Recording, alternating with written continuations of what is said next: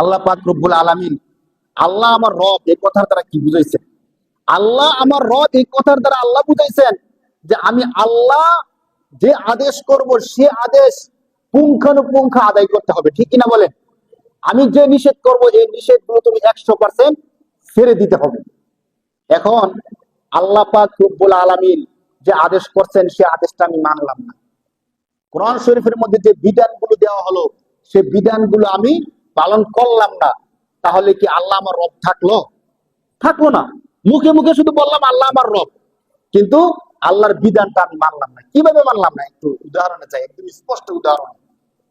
ধরেন কোন দেশের মধ্যে সংবিধান প্রণয়ন করা হইল, যে সংবিধান আল্লাহ যে বিধান দিচ্ছেন এই বিধানের বিপরীত। কোরআন শরীফে বলছে আল্লাহ এক কথা, সংবিধানের মধ্যে বলছে আরেক কথা। একটু বলেন, কোরআন শরীফের মধ্যে আল্লাহ বলছেন এক কথা আর সংবিধানের মধ্যে বলা হয়েছে আরেক কথা। আর স্পষ্ট করে কোরআন শরীফের মধ্যে আল্লাহ পাক রব্বুল আলামিন একদম স্পষ্ট আয়াত দিয়ে ঘোষণা করে দিচ্ছেন জিনা সুদ হারাম। জিনা সুদ কি?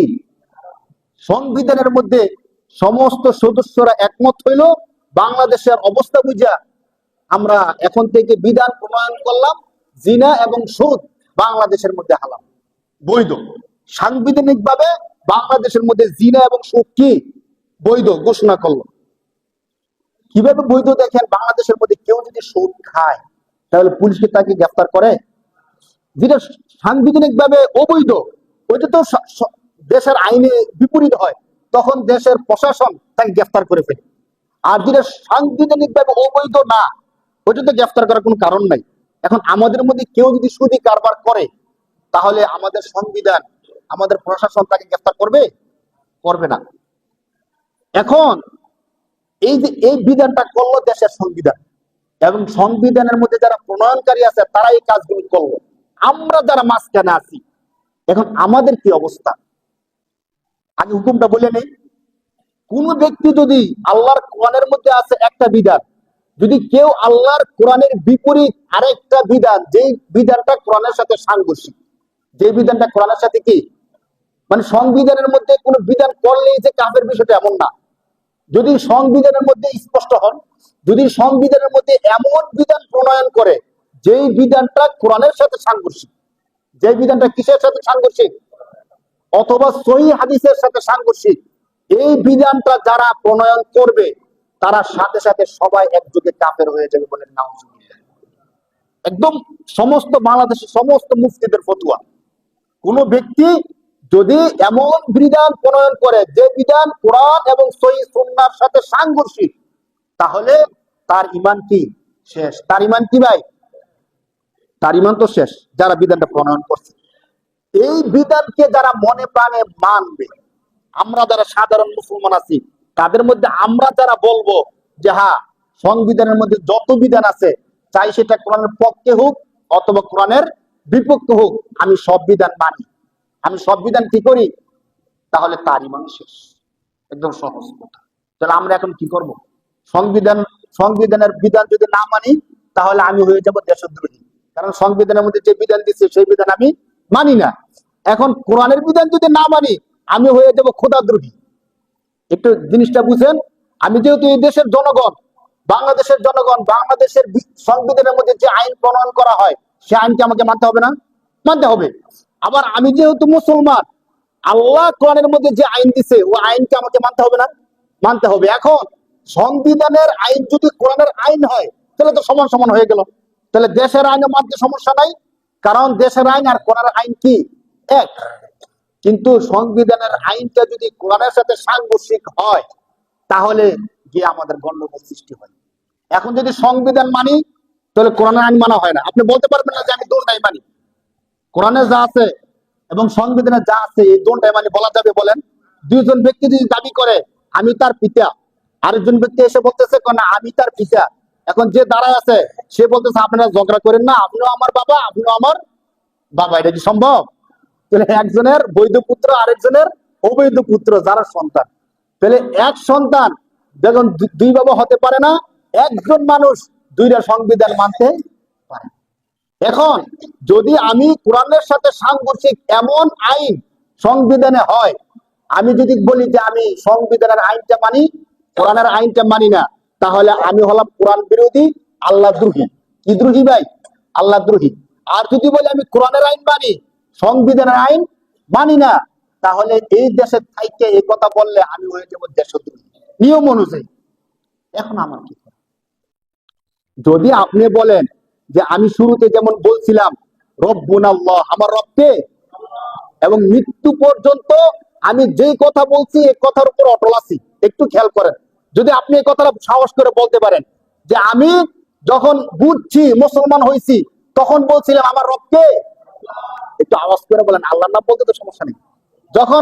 যখন বুঝছি যে আমি মুসলমান তখন আমি বলছিলাম আমার রবকে, এবং মৃত্যু পর্যন্ত আমি ঘোষণা দিচ্ছি আমার রবকে। তাহলে আপনি বলবেন যে কোরআনের সাথে সাংঘর্ষিক আইন, সেটা সংবিধানে হোক যেখানে হোক, সে আইন আমি মানি না।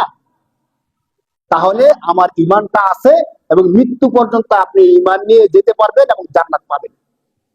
আর আপনি যদি বলেন যে আমার রব আল্লাহ ঠিক আছে, কিন্তু সংবিধানে যে আইন আছে ওই আইন আমি মানি, তাহলে আপনি 100% নিশ্চিত থাকেন, আপনি নামাজ পড়বেন, রোজা রাখবেন, হজ করবেন, যাকাত দিবেন, সবকিছু করবেন, করতে করতে মৃত্যু পর্যন্ত সব আমল করতে পারেন।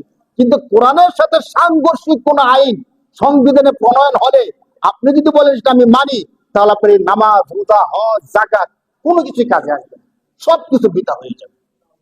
কারণ সংবিধান প্রণয়ন করার ক্ষমতা একমাত্র কার? যেহেতু আমরা মুসলমান। আর যদি সংবিধানের মধ্যে এমন আইন করা হয় যে আইনটা কোরআনের সাথে সাংঘর্ষিক না, সেটা মানতে আমাদের কোনো কি নাই, নিষেধ নাই, কোনো বাধা নাই, কোনো সমস্যা নেই। এই জন্য আমরা সাধারণ মুসলমান যারা আছে, যদি আমরা সত্যিকার জান্নাত চাই, আপনি পলিটিক্যাল পার্টি হিসেবে যে কোনো পার্টি করেন, কোনো নিষেধ নাই। বাকি আপনি মন থেকে এই কথা বলেন একদম স্পষ্ট ভাবে, কাউরে শোনায় বলেন অথবা গোপনে বলেন। আমি একটা কথা বলে দিই আপনাদেরকে, যদি জান্নাতে যেতে চান আপনি এই কথাটা বলেন যে সংবিধানের মধ্যে যে আইনগুলো আছে কোরআনের পক্ষে যায়, আমি ওই আইনগুলো মানি। আর যে আইনগুলো কোরআনের সাথে সাংঘর্ষিক, কোরআনের বিপরীত, আমাকে মেরে ফেলুক, কেটে ফেলুক, জেল দিয়ে হত্যা করে ফেলুক, আমি কখনো ওই আইন মানতে পারি। এ কথাটা আমরা বলতে পারবো কিনা ভাই?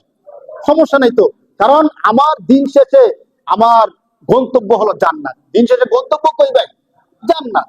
আমি পলিটিক্যাল পার্টি করি, আমি নেতা বা আমি সমাজ সেবক, দেখেন যতদিন ক্ষমতা থাকে ততদিন আমার ছবি থাকে মাথার আগায়, সবাই আমার ছবি মাথার উপর নিয়ে কি করে, নাচানাচি করে, যতদিন আমার ক্ষমতা আছে।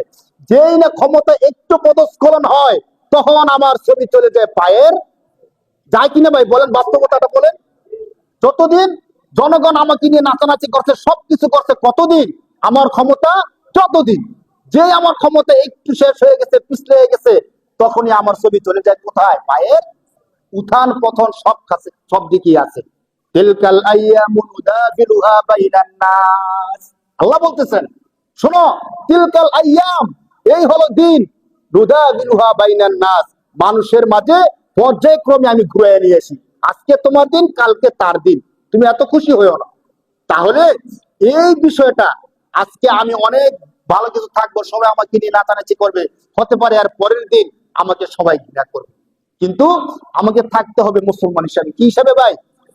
কি হিসাবে? মুসলমান হিসাবে। এর জন্য আপনাদেরকে আমি বলি, সত্যিকার যদি জান্নাত চান, যে না আমি সত্যিকার কি চাই, বয়ান তো সারা জীবন শুনবেন, সব জায়গায় শুনবেন, কিন্তু আপনি বুঝেন না সারা জীবন নামাজ কালাম করার পরেও জাহান্নামে হতে হবে। আপনি যে কোনো মুফতিকে জিজ্ঞেস করেন এই কথাটাই বলে দিবেন। সারা জীবন নামাজ কালাম হজ রোজা করার পরেও কেউ যদি কোরআনের সাথে সাংঘর্ষিক কোন আইনকে মানে, সে যদি বলে যে আমি এটা মানি, তার ঈমান নষ্ট হয়ে যাবে সাথে সাথে। তাহলে আমাকে বলতে হবে যে আইন কোরআনের সাথে সামঞ্জস্যপূর্ণ ওই আইনগুলোকে আমি শ্রদ্ধা করি এবং মানি। আর যে আইন আল্লাহর আইনের সাথে মিলে না, আল্লাহর আইনের সাথে সাংঘর্ষিক, ওই আইন আমি কখনো মানি না। তাহলে আমার জন্য জান্নাতে যাওয়া সম্ভব। যুগে যুগে আল্লাহ পাক রব্বুল আলামিন লক্ষ লক্ষ নবী প্রেরণ করছেন আমাদেরকে এই শিক্ষাটা দেওয়ার জন্য, যাতে করে আমরা এই জিনিসটা মনে প্রাণে বাইরে নেই যে আমার রবকে। সমস্ত নবীগণ সেই কথা দিয়ে বলছেন